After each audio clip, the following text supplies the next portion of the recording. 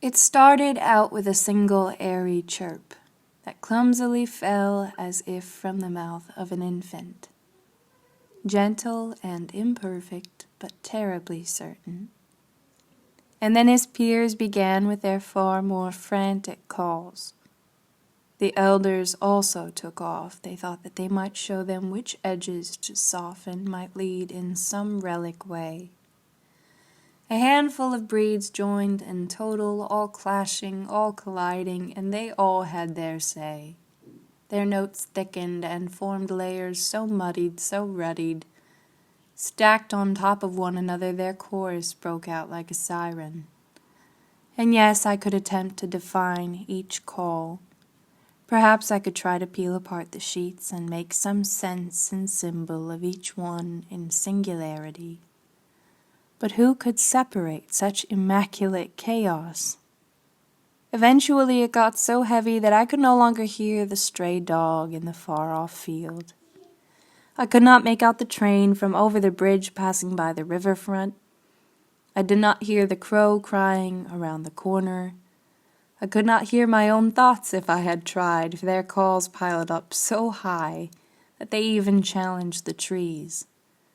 Their keys hung thicker on the bark than its own native moss, and soon even the air was consumed until it was no longer my breath that was released by my sighs, but their mad melodies.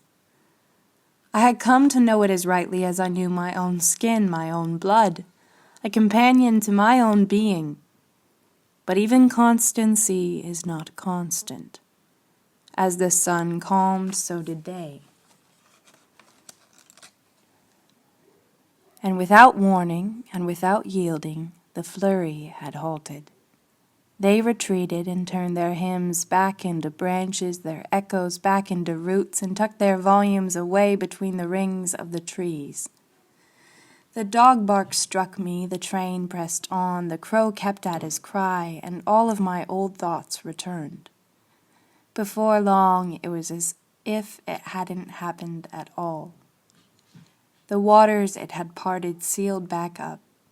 The earth was as it had been before.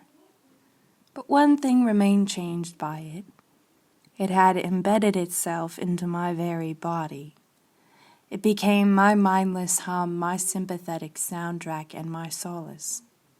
So much so that when at night I shut my eyes to enter into the boundless world, it is their heart that I hear, and it is their song that I sing.